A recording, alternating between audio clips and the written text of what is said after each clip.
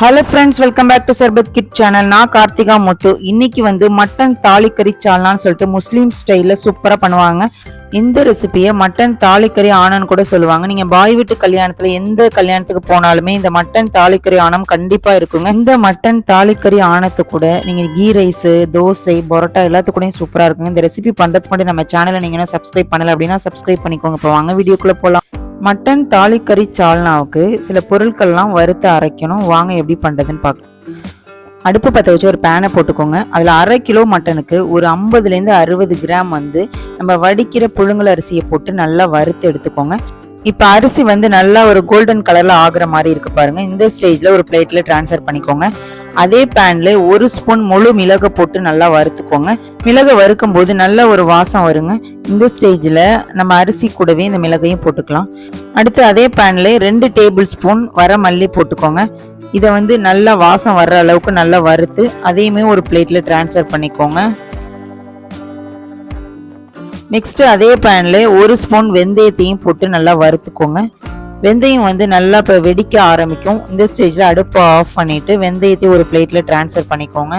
இப்போ நம்ம வறுத்து வச்சிருந்த அரிசி, மிளகு, மல்லி, வெந்தயம் இது எல்லாமே சூடு ஆறட்டுங்க. இப்போ சூடு ஆறிடுச்சுங்க. ஒரு மிக்சி ஜார்ல வெந்தயத்தை போட்டு நல்லா பவுடர் பண்ணிக்கோங்க. அதே ஜார்ல வறுத்த மல்லியையும் நல்லா பவுடர் பண்ணி எடுத்துக்கோங்க. லாஸ்டா நம்ம வறுத்து வச்சிருந்த அரிசி அண்ட் மிளகையுமே ரெண்டுத்தையுமே சேர்த்து நல்லா பவுடர் பண்ணி எடுத்து வச்சுக்கோங்க. இப்போ மட்டன் தாலிக்கறி சால்னாவுக்கு வந்து நான் 1/2 கிலோ மட்டனை நல்லா கிளீன் பண்ணி எடுத்து வச்சிருக்கேங்க. இந்த தாலிக்கறி ஆனத்துக்கு வந்து இந்த வெந்தய பொடியை வந்து இந்த மட்டன்ல நல்லா பெசரி வச்சிடணும். இந்த தாலிக்கறி ஆனத்துக்கு வந்து இந்த வெந்தய பொடி தாங்க வாசம் ரொம்பவே சூப்பரா இருக்கும். ஒரு 15 நிமிஷம் அப்படியே மூடி போட்டு அப்படியே வச்சிருங்க. நெக்ஸ்ட் அடுப்பை பற்ற வச்சு ஒரு குக்கரை வச்சுக்கோங்க. அதுல 50 ml ஆயில் ஊத்திக்கோங்க. இதுல 2 பட்டை, ஒரு 4-5 கிராம்பு போட்டுக்கோங்க. இது நல்லா வெடிச்சதுக்கு அப்புறம் 20லேருந்து 25 சின்ன வெங்காயம் நீள் வாக்கத்துல கட் பண்ணி போட்டுக்கோங்க. வெங்காயம் நல்லா வதக்கி விடுங்க. வெங்காயம் நல்லா வதங்கினதுக்கு அப்புறம் ஒரு 20 பல்லு பூண்டு நல்லா தட்டி வச்சுக்கோங்க. அதுல ஒரு 15 பல்லு பூண்டு இதுல போட்டுக்கோங்க. ஃபர்ஸ்ட் போட்டு நல்லா வதக்கி விடுங்க. மிச்சம் இருக்கிற 5 பல்லு பூண்டை லாஸ்டா சேர்த்துக்கலாம். வெங்காயம் பூண்டு நல்லா வதங்கினதுக்கு அப்புறம் நம்ம மட்டனை இதுல சேர்த்துக்கலாம். இந்த மட்டனு, வெங்காயம், பூண்டு இது கூடயே நல்லா எண்ணெயிலே ஒரு 5 நிமிஷத்துக்கு நல்லா வதக்கி விடுங்க. இப்போ கமன்னு இந்த வெந்தய வாசம் சூப்பரா வருதுங்க. இப்போ மட்டன் கொஞ்சம் நல்லாவே வதங்கி இருக்குங்க. இந்த ஸ்டேஜ்ல காரத்துக்கு 2 டேபிள் ஸ்பூன் மிளகாய் தூள் போட்டுக்கோங்க. 1 ஸ்பூன் நம்ம குழம்புக்கு அரைச்சி வச்சிருப்போம் மல்லித்தூள், அதை போட்டுக்கோங்க. இது கூடயே 1/4 ஸ்பூன் மஞ்சள் தூள், தேவையான அளவுக்கு உப்பு போட்டு நல்லா அந்த மசாலாலாம் எண்ணெயில வதக்கி விட்டுருங்க. மசாலாலாம் எண்ணெயில நல்லா வதங்கினதுக்கு அப்புறம் ஒரே ஒரு தக்காளி பழத்தை போட்டு நல்லா வதக்கி விட்டுருங்க. இப்போ தக்காளியுமே கொஞ்சம் வதங்கினதுக்கு அப்புறம் இப்போ தேவையான அளவுக்கு தண்ணி ஊற்றி குக்கர்ல மூடி போட்டு ஒரு 5 விசில் விட்டு எடுத்துக்கோங்க.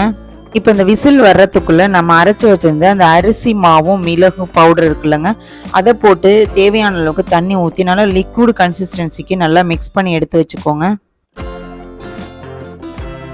இப்போ இந்த அரிசி மாவு, மிளகு, தண்ணி ஊற்றி நல்லா ஒரு லிக்விட் கன்சிஸ்டன்சிக்கு இருக்குங்க. இப்போ குக்கர்ல ப்ரெஷர்லாம் அடங்கினதுக்கு அப்புறம் ஓப்பன் பண்ணி பார்த்துடலாங்க. இந்த மட்டன் குழம்பு வந்து பார்க்கறதுக்கு நல்லா கலர்ஃபுல்லா இருக்குங்க. மட்டன் சூப்பரா குக் ஆயிருக்கு பாருங்க. இப்போ நெக்ஸ்ட் ஸ்டெப்பு, நம்ம அரிசி மாவு, மிளகு தூள்லாம் இருக்குல்ல, அதை நம்ம மிக்ஸ் பண்ணி வச்சிருந்தோம்னா அதை ஊற்றி நல்லா தேவையான அளவுக்கு தண்ணி ஊற்றிக்கோங்க. ஏன்னா அரிசி மாவு இருக்கிறதுனால கிரேவி வந்து நல்லா திக்கா இருக்குங்க. ஸோ நீங்க 1 டம்ளருக்கு 4 டம்ளர் கூட தண்ணி ஊற்றிக்கலாம். இப்போ கிரேவி ஒரு 5 நிமிஷம் நல்லா கொதிக்கட்டுங்க. இப்போ கொதிச்சதுக்கு அப்புறம் நம்ம அரைச்சி வச்சிருந்த அந்த ஃப்ரெஷ் மல்லி பவுடர் இதில் போட்டுக்கோங்க. இதில் நம்ம ஃபர்ஸ்ட் எடுத்து வச்சிருந்த 5 பல்லு பூண்டு, இது கூடவே 1 ஸ்பூன் நெய், இது எல்லாத்தையும் நல்லா மிக்ஸ் பண்ணி விட்டுட்டு அடுப்பை ஆஃப் பண்ணிட்டு ஒரு மூடி போட்டு மூடி வச்சிருங்க. இப்போ 10 நிமிஷம் ஆயிடுச்சுங்க. இப்போ ஓப்பன் பண்ணி பார்த்துடலாம். ஆஹா, அருமையான மட்டன் தாலி கறி சால்னா சூப்பரா ரெடி ஆயிட்டுங்க. நீங்க வந்து பாய் வீட்டு கல்யாணம் வரைக்கும் இதை சாப்பிடணும்னு வெயிட் பண்ண வேண்டியது இல்லைங்க. ஒரு 1/2 கிலோ மட்டனை வாங்கி வீட்டிலே சூப்பரா நீங்களே செஞ்சு சாப்பிடுங்க. டேஸ்ட் அல்டிமேட்டா இருக்குங்க. இந்த மட்டன் தாலிக்கறி ஆனத்து கூட சுட சுட ரைஸ் வச்சு சாப்பிடும்போது டேஸ்ட் அல்டிமேட்டா இருக்குங்க. நீங்களுமே கண்டிப்பா இந்த மட்டன் தாலிக்கறி ஆனத்தை ட்ரை பண்ணிட்டு எனக்கு ஃபீட்பேக்கை கமெண்ட் பண்ணுங்க. உங்களுக்கு இந்த வீடியோ பிடிச்சிச்சு அப்படின்னா ஒரு லைக் பண்ணிட்டு உங்களோட ஃப்ரெண்ட்ஸ் அண்ட் ஃபேமிலிக்கு ஷேர் பண்ணுங்க. நாளைக்கு ஒரு டிஃப்ரெண்டான ரெசிபியோட நான் உங்களை வந்து மீட் பண்றேன். தேங்க்யூ ஃபார் வாட்சிங்.